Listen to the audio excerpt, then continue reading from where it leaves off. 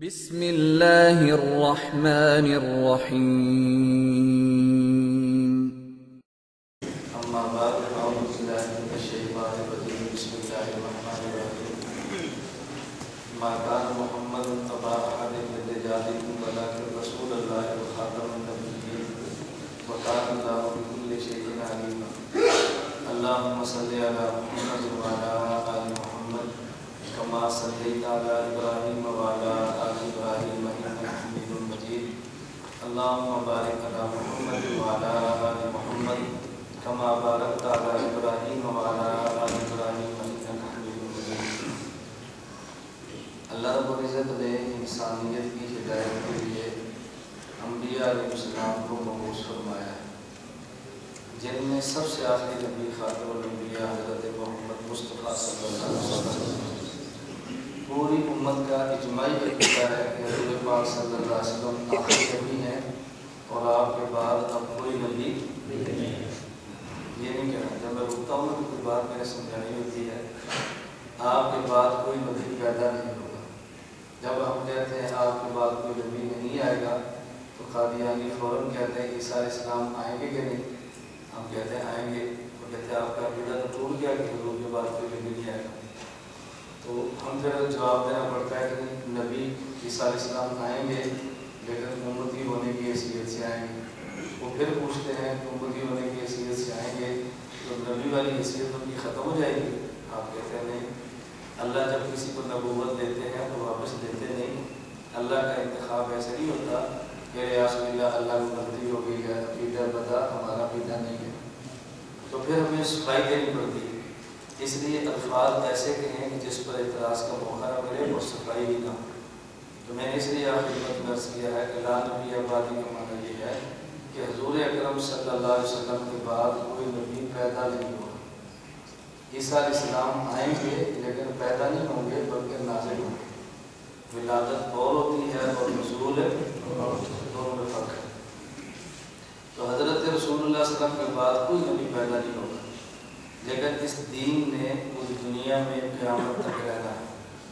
حضور اکرم صلی اللہ علیہ وسلم پورے عالم کے نبی ہیں اور آپ کے دین نے دنیا میں رہنا ہے۔ امت میں مسائل بھی آنے ہیں لیکن نیا نبی نہیں آنا۔ نیا نبی آنا اور بات ہے اور پرانے نبی کا آسمان سے نازل ہونا اور بات ہے، دونوں میں فرق ہے۔ میں اس لیے یہ خیر بات سمجھا رہا تھا کہ دین نے بھی رہنا ہے اور مسائل بھی پیش آنے ہیں۔ تو جب نبی نہیں ہوگا تو لوگ مسائل کس سے پوچھیں گے؟ کسی سے تو مسئلہ پوچھیں گے، اس کے بغیر تو مسئلہ حل نہیں ہو سکتا۔ تو اللہ رب العزت نے حضور اکرم صلی اللہ علیہ وسلم پر نبوت کو ختم فرما دیا اور ختم نبوت کے صدقے میں امت کو اجتہاد عطا فرما دیا۔ جو کام پہلے نبی کرتا تھا امت کی رہنمائی کے لیے وہ کام مجتہد نے کرنا ہے، اور اس کی وضاحت خود حضور اکرم صلی اللہ علیہ وسلم نے فرمائی ہے۔ موجم کبیر طبرانی میں روایت موجود ہے، حضرت علی اور مرتضیٰ رضی اللہ تعالیٰ عنہ نے پوچھا ان نزل بنا امر لیس فیہ بیان امر ولا نہی فما تأمرنا۔ اللہ کے نبی اگر کوئی نیا مسئلہ پیش آ جائے اور ہمارے پاس اس کے امر یا نہیں کرنے یا نہ کرنے کے بارے میں کوئی واضح حکم موجود نہ ہو تو ہم کیا کریں؟ رسول اللہ صلی اللہ علیہ وسلم فرمایا تشاورون الفقہاء، پھر تم یہ باتیں فقہاء سے پوچھنا۔ تو دیکھو اللہ کے نبی نے وضاحت فرما دی۔ چلیں میں ویسے سمجھانے کے لیے یہ تو میں سے عرض کر رہا تھا نا کہ بات جو نبی کے ذمہ کام تھا مجتہد کے ذمہ، پہلے رہنمائی نبی فرماتے اور اب رہنمائی مجتہد فرمائی۔ چونکہ نبی کے بعد مجتہد نے رہنمائی فرمانی تھی اور امت نے فقہاء کی رہنمائی میں چلنا تھا، تو اللہ نے صریح حکم قرآن کریم میں عطا فرما دیا، یا ایھا الذین آمنوا اطیعوا اللہ و اطیعوا الرسول و اولی الامر منکم۔ اگر نبی کے بعد کسی کی ضرورت نہیں تھی تو اولی الامر اللہ نے فرمایا کیوں؟ اولی الامر فرمانا اس بات کی دلیل ہے کہ نبی کے بعد بھی کسی کی ضرورت ہے، ورنہ تو اللہ یا ایھا الذین آمنوا اطیعوا اللہ و اطیعوا الرسول فرما دیتے۔ کوئی شخص آپ کو دھوکہ دے گا، اولی الامر سے مراد فقہاء نہیں ہے، اس سے مراد حاکم۔ امام فخر الدین رازی رحمۃ اللہ علیہ نے تفسیر کبیر میں اس موقع پر بہت پیاری گفتگو فرمائی۔ امام فخر الدین رازی فرماتے ہیں کہ اولي الامر سے مراد آپ کہتے ہیں حاکم ہیں، ہم کہتے ہیں فقہا ہیں۔ اگر اولي الامر سے مراد فقہا ہو تو وہ ہماری مراد ہے، اور یہ تفسیر ہماری نہیں ہے، صحابہ کرام رضی اللہ عنہم اجمعین کی تفسیر ہے۔ صحابہ فرماتے ہیں اولي الامر سے مراد ہے الفقہاء فی الدین، صحابہ فرماتے ہیں۔ اور جب کسی آیت کی تفسیر صحابی کرے اس کی حیثیت کیا ہے؟ امام سیوطی رحمۃ اللہ علیہ نے، امام حاکم نے لکھا ہے فَإِنَّ تفسیر الصحابی الذی شاہد الوحی والتنزیل فإنہ حدیث مسند۔ جب صحابی تفسیر کرے وہ دیکھنے میں تفسیر ہوتی ہے، در حقیقت حدیث ہوتی ہے۔ کیوں؟ صحابی قرآن کی تفسیر خود نہیں کرتا، اللہ کے نبی سے پڑھ کے یہ سمجھ کر کرتا ہے۔ تو یہ صحابہ کی تفسیر ہے، اولي الامر سے مراد کو کہا ہے، بعض والوں کی تفسیر نہیں ہے۔ لیکن امام راضی کی بڑی پیاری گفتگو ہے۔ امام راضی فرماتے ہیں اگر مان بھی دیں اولي الامر سے مراد فقہا نہیں بلکہ حاکم ہے، تو سوال یہ ہے کہ حاکم کی اطاعت کن معاملات میں کریں گے؟ جو شریعت کے مطابق ہوں یا شریعت کے مخالف ہوں؟ اگر شریعت کے مخالف ہوں تو رسول اللہ صلی اللہ علیہ وسلم کا واضح ارشاد صحیح بخاری میں موجود ہے لا طاعۃ لمخلوق فی معصیۃ الخالق، جو واضح صحابی فرماتے ہیں حضور سے بیعت ان معاملات میں کیا کرتے تھے۔ چلیں، میں اللہ کے نبی نے فرمایا کہ مخلوق کی اطاعت اللہ کی نافرمانی میں کرنی جائز نہیں، تو تب کریں گے نا جب خالق کی بات کے مطابق ہوگی، شریعت کے مطابق ہوگی۔ اب سوال یہ ہے اگر شریعت کے مخالف کرے تو اس کی اطاعت نہیں ہے، شریعت کے مطابق کرے تو اس کی اطاعت ہے، تو حاکم شریعت کے مطابق بات کب کرے گا؟ یا وہ خود عالم ہوگا یا عالم سے پوچھے گا؟ حاکم خود عالم ہوگا تو شریعت کے مطابق حکم دے گا، اگر خود عالم نہیں ہوگا تو کسی عالم سے پوچھ کر شریعت کے مطابق حکم دے گا۔ اگر وہ خود عالم ہے تو ہم نے حاکم محض کی اطاعت نہیں کی بلکہ ایسے حاکم کی اطاعت کی ہے جو عالم اور فقیہ ہے، اور اگر وہ خود عالم نہیں عالم سے پوچھتا ہے تو ہم نے اطاعت حاکم بھی کی ہے اور حاکم نے اطاعت عالم بھی کی ہے، تو در حقیقت سب نے اطاعت عالم ہی کی ہے، یہ حاکم کی اطاعت نہیں۔ اس لیے اولي الامر سے مراد بہرحال ہم فقہائی ماننے پڑیں گے، فقیہ مانے بغیر چارہ ہی نہیں۔ تو رسول اللہ صلی اللہ علیہ وسلم آخری نبی ہیں، امت کے بعد حضور کے بعد رہنمائی امت کی کون کرے گا؟ فقہا فرمائیں گے۔ میں تھوڑے وقت میں زیادہ باتیں آپ کی خدمت میں پیش کرنا چاہ رہا ہوں، تھوڑے وقت میں باتیں زیادہ آپ کے سامنے ہیں، میری باتوں کا مطلب سمجھ لیں، آپ صاحب علم ہے، اس پر آپ اتنا چاہیں حاشیے چلا لیں اور اس میں چاہیں آپ اس جو بھی شرح لکھتے رہیں۔ آپ نے ایک حدیث مبارک سنی ہے اور پڑھی بھی ہے، رسول اللہ صلی اللہ علیہ وسلم فرماتے ہیں کہ بنی اسرائیل میں 72 فرقے تھے اور میری امت میں 73 فرقے ہوں گے۔ ستفترق امتی علی 73 ملۃ۔ اللہ کے نبی نے فرمایا کہ بنی اسرائیل میں فرقے 72 تھے اور میری امت میں فرقے 73 ہوں گے۔ سوال یہ ہے کہ پہلے 72 تھے اب 73 کیوں ہوئے؟ پہلے 72 تھے اور اب 73۔ آپ عموماً جو میرے بیانات سنتے رہتے ہیں، بعض تو آپ میں بہت اصحابی بہت زیادہ ہے وہ سننے کی نہیں سنتے، تو جو مجھ جیسے ہیں وہ میرے بیان سنتے رہتے ہیں، تو آپ نے میں اپنے بیانات میں کیوں پر بہت بولتا ہوں، یہ کیوں ہے، یہ کیوں ہے، یہ کیوں ہے، یہ مشکل مسئلہ ہوتا ہے اور کیوں کی وضاحت کرنی بہت ضروری ہے۔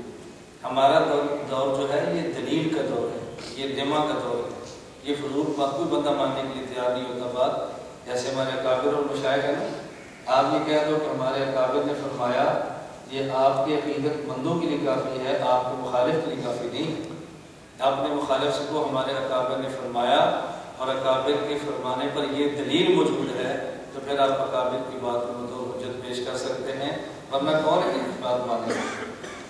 تو پہلے 72 تھے اب 73۔ پہلا سوال یہ ہے کہ 73 فرقے کیوں؟ ایک اچھا، دوسرا پھر سوال یہ ہے کہ 73واں فرقہ کون سا ہے؟ ہر آدمی کہتا ہے جی 73واں یہ ہے 73واں، تو 73واں اضافی فرقہ کون سا ہے؟ پہلے یہ بات سمجھ لیں کہ 72 تھے تو 73 فرقے کیوں پیدا ہوئے ہیں، ایک فرقہ بڑا کیوں ہے؟ امام قرطبی رحمۃ اللہ علیہ نے تفسیر الجامع احکام القرآن میں بتفصیل لکل شیء اس آیت کے تحت لکھا ہے ایما امروا من الاحکام، موسیٰ علیہ السلام کی قوم کو سارے احکام دے دیے گئے جن کی ان کو ضرورت تھی۔ وَلَمْ يَكُنْ إِنَّهُمْ اجْتِهَادٌ قَطُّ، ان کے پاس اجتہاد موجود نہیں تھا. انما خص بذالک امت محمد صلی اللہ علیہ وسلم، یہ حضور کی امت کی خصوصیت ہے. پہلی امت میں اجتہاد نہیں تھا، یہ حضور کی امت کی. اس میں اجتہاد کیوں نہیں تھا؟ ان کو ضرورت ہی نہیں تھی. جتنے امتی موجود ہیں، نبی موجود ہے، نبی چلے گئے تو دوسرا نبی آ گیا، تو اجتہاد کی ضرورت ہی نہیں تھی نا. اجتہاد دیتے ان کو کیوں؟ ہمارے نبی کے بعد نبی نے تو نہیں پیدا ہونا، مجتہد نے آنا ہے. تو مجتہد اجتہاد کرے گا تو مسئلہ حل ہوگا، وہی تو مجتہد پر آنی نہیں ہے. تو ان کو اجتہاد کی ضرورت نہیں تھی، اجتہاد نہیں ملا. ہمیں اجتہاد کی ضرورت ہے تو اس امت کو اجتہاد. تو جب کوئی نعمت ہوتی ہے تو اس نعمت کے دشمن ہوتے ہیں. پہلے اللہ کی طرف سے نعمت نبوت کی تھی تو دشمن نبوت کے تھے. اب جب نعمت اجتہاد کی ملی ہے تو دشمن اجتہاد کے. تو چونکہ یہ نعمت اضافی ملی ہے، اس کی وجہ سے مخالفت میں ایک فرقہ زائد بنا. تو پہلے نعمت نہیں تھی تو اس کا مخالف فرقہ بھی نہیں تھا، اور جب نعمت زائد آئی ہے تو مخالفت میں فرقہ بھی آ گیا. اس لیے 72 کی بجائے 73 ہو گئی نا. میں انسانی کی نہیں کہہ رہا، میں تو آپ سامنے دلیل سے بات کر رہا ہوں. میری عادت یہ ہے کہ میں گفتگو مشکل سے مشکل اس انداز میں کرتا ہوں کہ جاہل سے جاہل بندہ بھی سمجھتا ہے، اور عام بندہ سمجھتا ہے کہ شاید یہ لطیفہ سنا رہا ہے. میری گفتگو کا سٹائل ایسا ہوتا ہے کہ میں ہنساتے 4 گھنٹے کا بیان پورا کر لیتا ہوں. نہ بندہ تھکتا ہے نہ بندہ اٹھتا ہے. الحمدللہ نہیں دیتے، ہم پوچھنے بھی نہیں دیتے. حضرت شیخ سلیم اللہ خان صاحب نام پر کہا کہ میری گفتگو سنی. اللہ میرے پاس موبائل میں موجود ہے، وقت نہیں میں اس کو سناؤں. شیخ سلیم اللہ صاحب فرمانے لگے کہ کوئی بندہ اس انداز میں بیان کرے کہ مخاطب اس کے بیان کو سمجھنے پر آمادہ ہی نہیں، مجبور ہو جائے، یہ مولانا نیاز محمد کی خاصیت ہے. اور یہ انہی کا خاصہ ہے جو اللہ کے فضل کے بغیر ممکن نہیں. حضرت شیخ سلیم اللہ میں پورے لفظ سناؤں نا تو آپ کو اندازہ ہوگا کہ یہ کیسی بات نقل کرتا ہے. لیکن ہمارے پاس ہمارے کافر کے الفاظ منوان موجود ہیں. خیر میں جو گزارش کر رہا تھا، یہ تو ہوا کہ 73واں فرقہ کیوں ہے. اگلی میں نے بات عرض کی ہے کہ 73واں فرقہ کون سا ہے، وضاحت ہو جائے. امام قرطبی رحمۃ اللہ علیہ تفسیر الجامع لاحکام القرآن میں وَأَنَّ هَذَا صِرَاطِي مُسْتَقِيمًا فَاتَّبِعُوهُ اس آیت کے تحت لکھتے ہیں هَذِهِ الْفِرْقَةُ الَّتِي زَادَتْ فِي فِرَقِ أُمَّةِ محمد صلی اللہ علیہ وسلم. یہ جو اس امت میں اضافی فرقہ پیدا ہوا، هُمُ الَّذِينَ يُعَادُونَ الْعُلَمَاءَ وَيَبْغُضُونَ الْفُقَهَاءَ. یہ 73واں فرقہ وہ ہے جو علماء سے عداوت رکھتا ہے اور فقہاء سے بغض رکھتا ہے. یہ امام قرطبی کی رائے ہے، ہماری رائے نہیں. کبھی مجھے بہت افسوس ہوتا ہے جب لوگ میرے خلاف بولنا شروع کرتے ہیں. میں کہ تم میرے خلاف نہ بولو، میرا ہر جملہ اکابر کی کتابوں سے مرفوع ہوتا ہے. میرا جرم صرف اتنا ہے کہ میں اکابر کی باتیں بیان کرتا ہوں اور جو مغرب ہوتی ہے اس کو سمجھانے کی کوشش کرتا ہوں. اس میں حضرت کی بات کیا ہے؟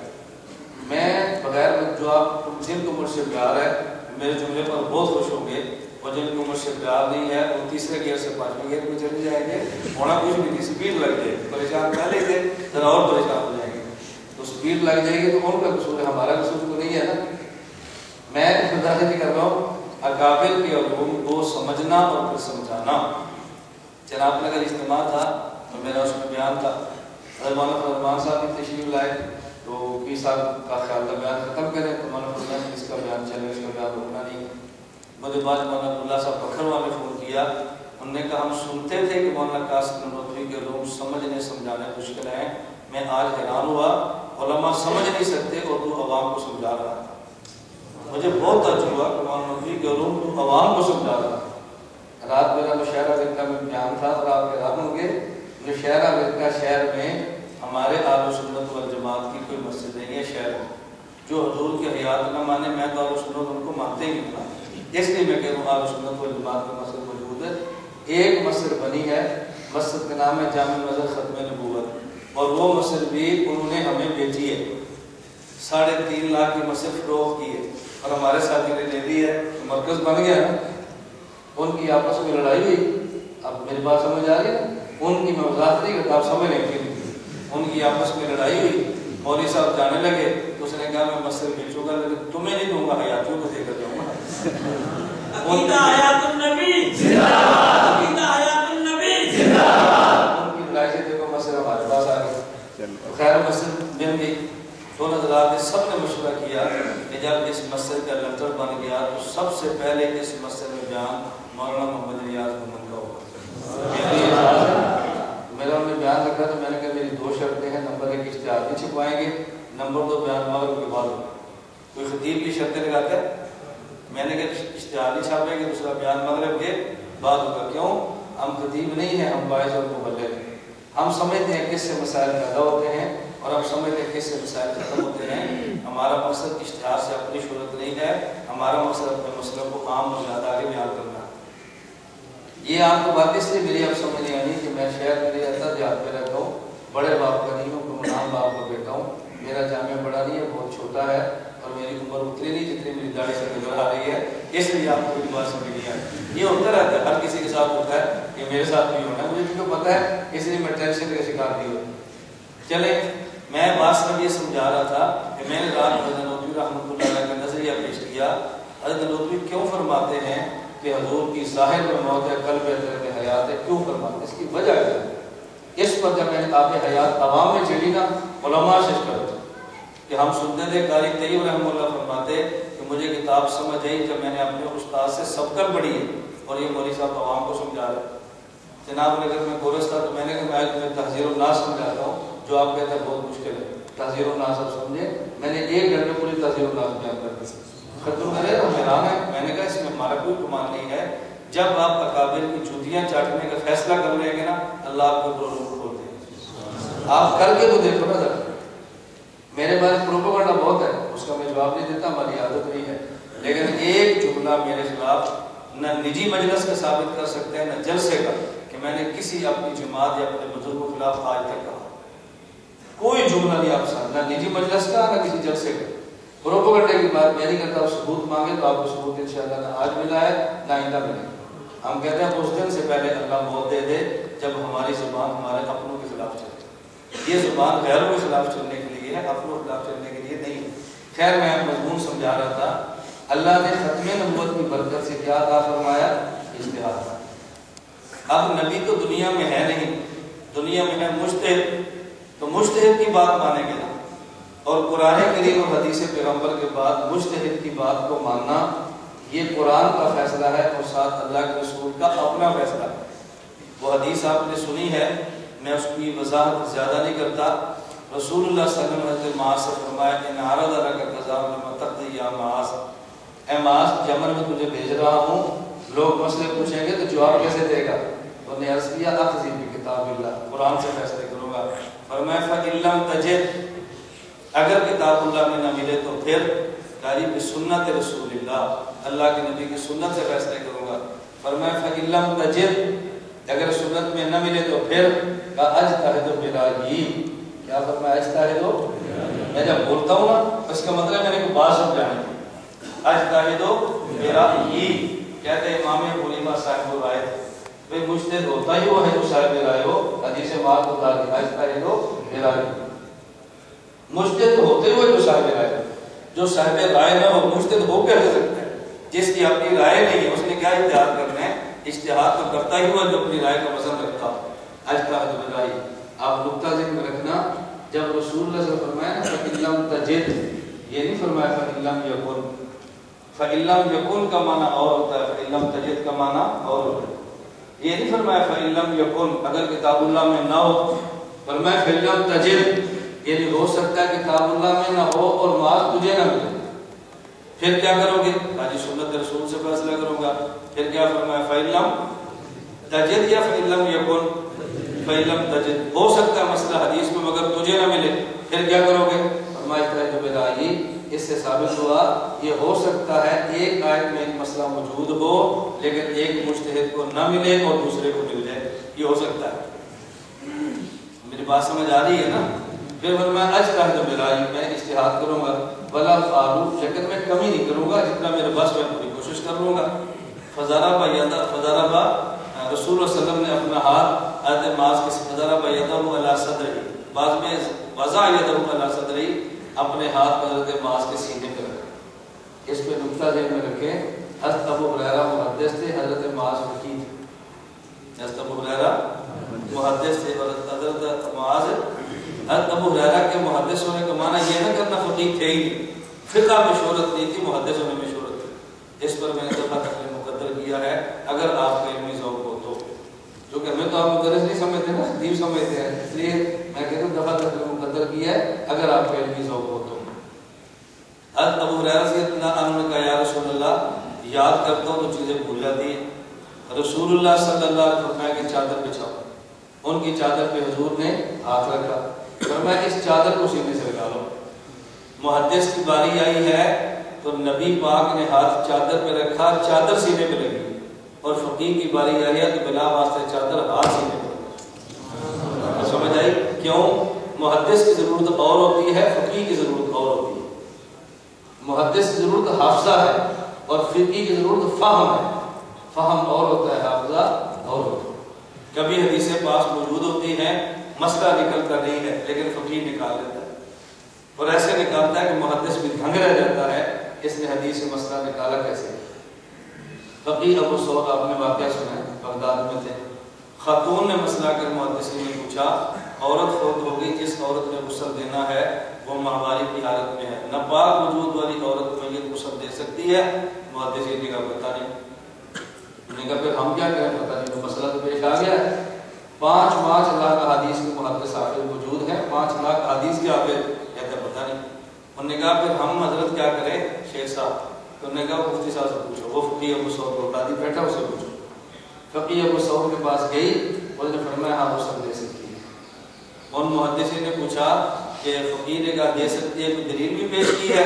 کہا نہ میں نے پوچھی ہے نہ انہیں بتائیے۔ انہوں نے کہا اچھا جاؤ پوچھو جا کر۔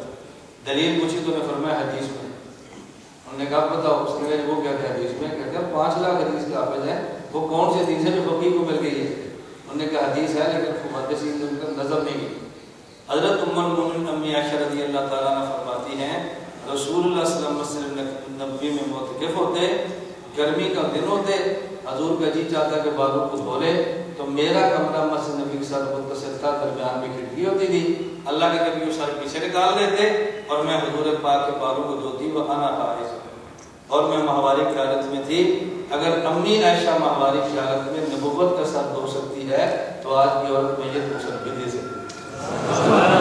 آپ بتاؤ، محدث نے حدیث سنا دی اور فقیہ نے مسئلہ نکال دیا۔ تو محدث کو حافظہ چاہیے اور فقیہ کو فہم چاہیے، اس لیے بلا واسطے چادر نبی نے اپنا ہاتھ لگایا، معاذ کو شرع صدر ہو گیا کہ مجھے پھر مسئلے کھلے۔ حضرت رسول اللہ صلی اللہ علیہ وسلم فرمایا الحمدللہ الذی وفق رسولی لما یرضی بہ رسول، کہ اللہ میں تیرا شکر ہوں، میں نمائندہ تیرا ہوں، معاذ نمائندہ میرا ہے، اور جس پہ تیرا نمائندہ خوش ہے تو نے میرے نمائندوں کی اس بات کی توفیق عطا فرما دی ہے۔ صحابی کے لیے بھی لفظ رسول ہے اور نبی کے لیے بھی لفظ الحمدللہ الذی وفق رسول ہی، دونوں کے لیے لفظ رسول آیا ہے۔ جب نبی کے لیے لفظ رسول ہو معنی نمائندہ خدا ہوتا ہے، صحابی کے لیے لفظ رسول ہو تو معنی نمائندہ مصطفیٰ ہوتا ہے۔ ایک نمائندہ خدا ہے، ایک نمائندہ مصطفیٰ ہے۔ اور نبیوں کی تعداد کتنی ہے؟ 1,24,000۔ کتنی ہے؟ 1 لاکھ۔ اور صحابہ کی تعداد 1,24,000۔ جتنی تعداد ان کی ہے اتنی ان کی ہے۔ کیوں؟ میں تو کیوں پہ بات کرتا ہوں، اب میرے سارے بیانات سن لیں، کیوں سمجھا دو تاکہ امت کو ذہن کھلے۔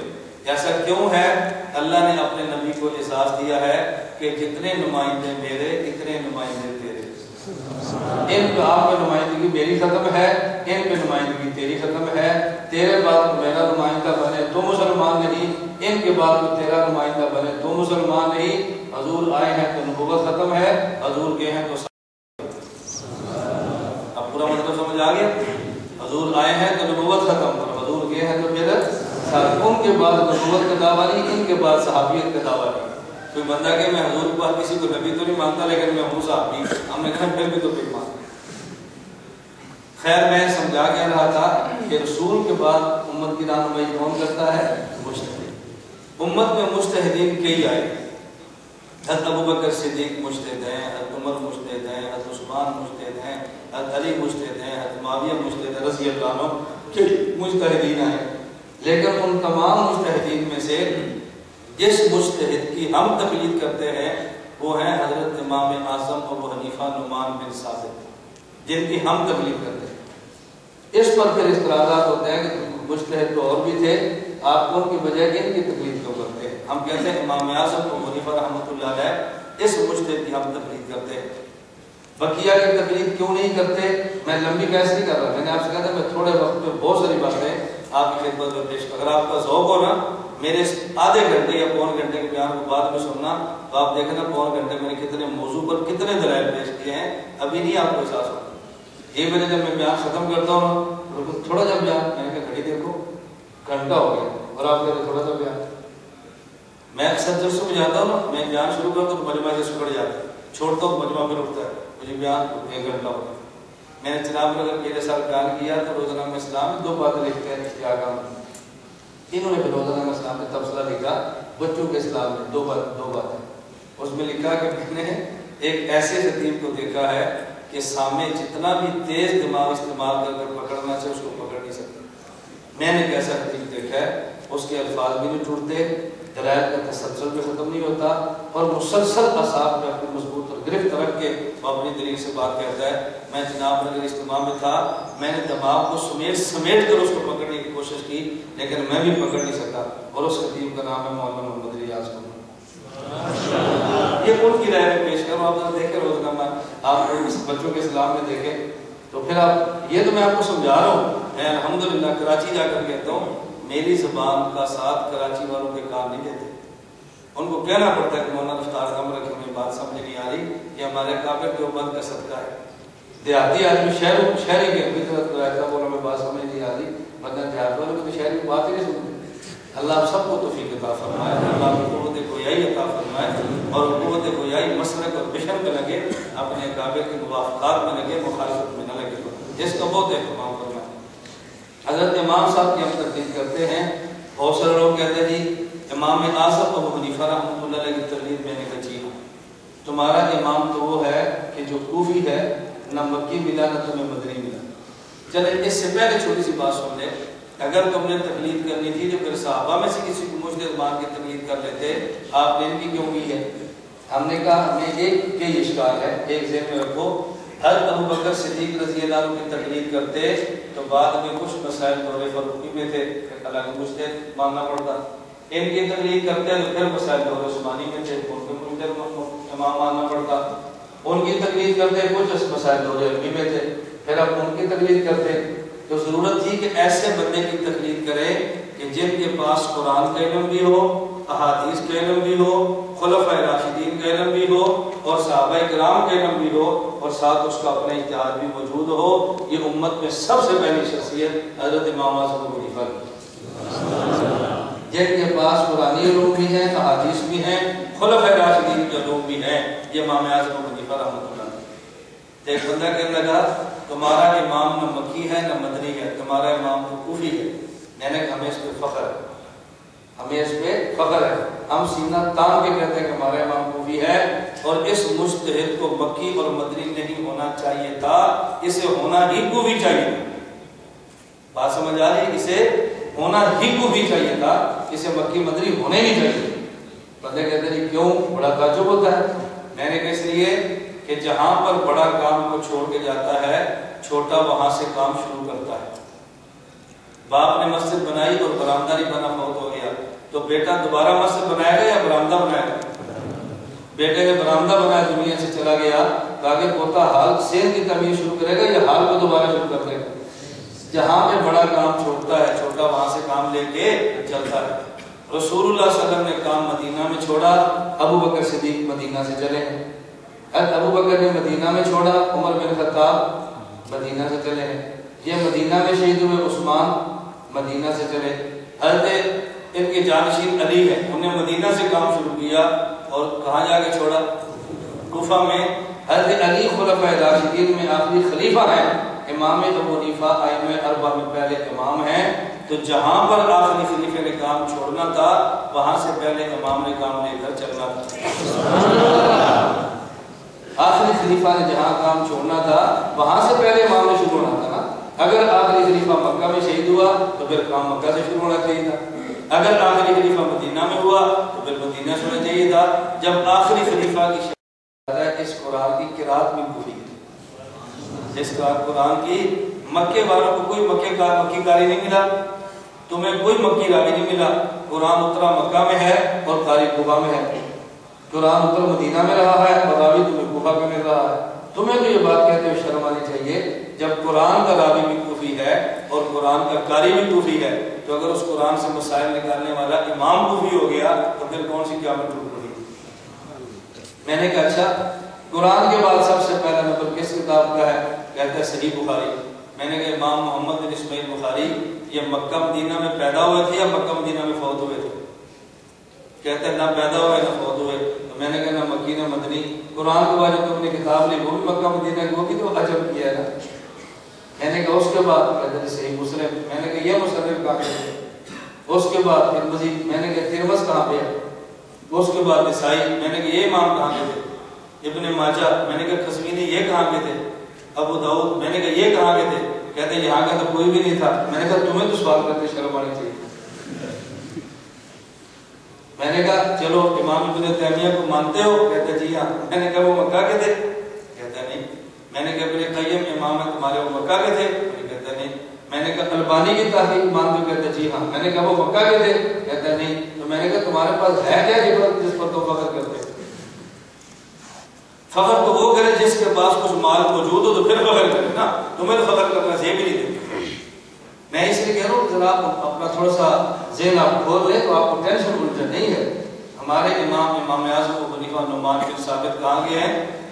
اور کہاں گئے ہیں؟ میں بڑا مضمون سمیٹتا ہوں. اس لیے ہم ایسے امام کی تقلید کرتے ہیں جو کوفہ کے, اور جب تک مجتہد کی بات نہ مانے اور تقلید نہ کرے نا تو بات سمجھ نہیں آتی. اب میں اس عنوان کو جان بوجھ کے موقف کر رہا ہوں, پھر کبھی یہیں سے شروع کرتے ہیں. میں اللہ کا شکر ادا کرتا ہوں میں ہر مہینے میں بھی 2 گھنٹے آتا رہوں نا اور یہ مضمون چلاتا رہوں تو مضمون ختم نہیں ہونا. میں جتنا اس پہ خدا کا شکر ادا کروں کم ہے. اور ایک دلیل نے دوبارہ آنا بھی تھی, اسی دلیل میں اگلی دلیل نہیں آئے گی. پھر آپ پوچھیں گے نا مولانا کن کتابوں کا مطالعہ کرتے ہیں, تو میں نے کہا نا اکابر کی جوتیاں اٹھاتا. آپ نے کہا کہ جوتیاں تو کتابیں نہیں ہوتی نا مولانا صاحب. میں نے کہا تمہیں سمجھ نہیں آنی, میں کیسے سمجھاؤں گا؟ میری یہ زندگی کا کسی کو بھی نہیں پتا. وہ سب نہیں سمجھتے کہ شاید یہ پروفیسر کے سب کو ہوئی ہے, تقریریں کرتا ہے, پیسے کماتا ہے, لڑائی پڑھائی میں لگا رہتا ہے. اکابر سے رابطہ. دیکھو میں تو جامعہ اسلامیہ بیان کے لیے نہیں آیا, میں تو ملنے کے لیے آیا.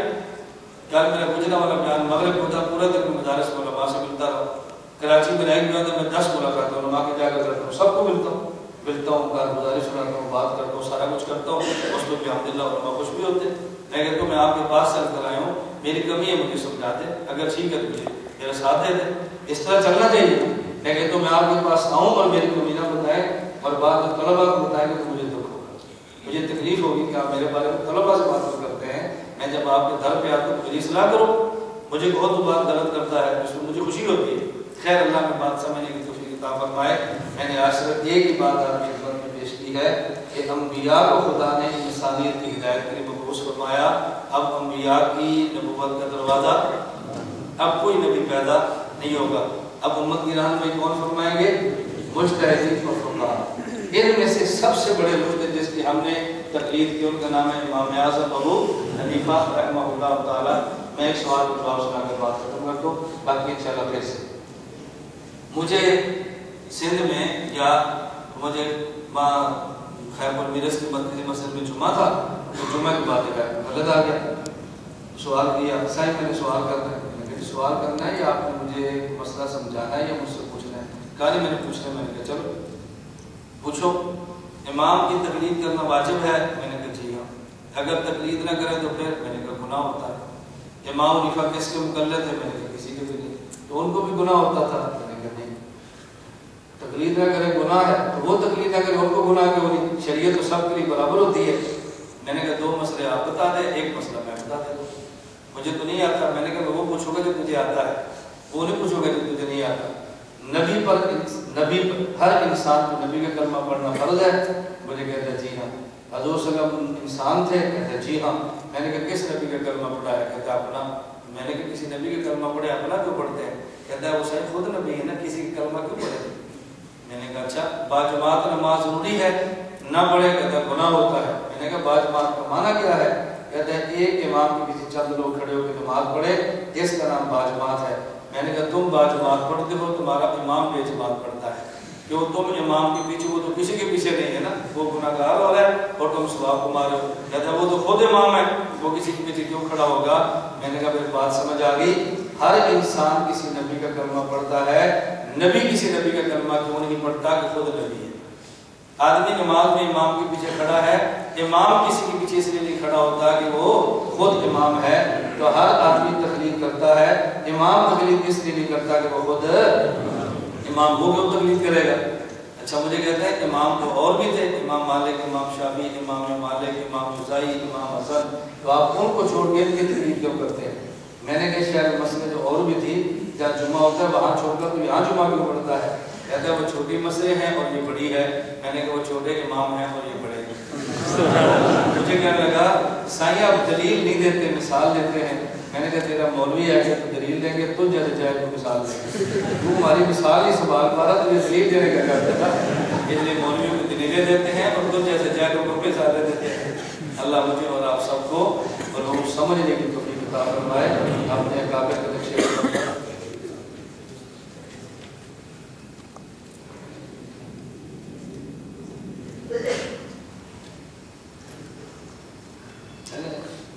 میں مولانا کو بتا رہا تھا کہ اس کے بعد مجھے وقت ہے اس جگہ جانا، گھنٹہ تو مجھے مل گیا، مجھے فرق نہیں پڑتا، لیکن آگے جس کو وقت ہے مولانا شمس الرحمان ماوی شہیدت میں ان کی تعزیت گھر جانے کو وقت دیا ہوں، تو پھر گھر والے پریشان ہوتے ہیں کہ ہمارے پاس کیوں نہیں آ رہا، ہم انتظار میں بیٹھے ہیں، میری عادت ہے وقت میں بہت پابندی کرتا ہوں، مجھے 10:15 وقت میں آیا تھا تو میں 10:15 سے پہلے جامعہ میں پہنچ گیا، لیکن میں آپ پاس پورے ٹائم پہ بیٹھا تھا، تو میری عادت ہے کہ میں کسی بھی میزبان کو پریشان نہیں کرتا، چھوٹے آدمیوں کو بڑوں کو پریشان نہیں کرنا چاہیے۔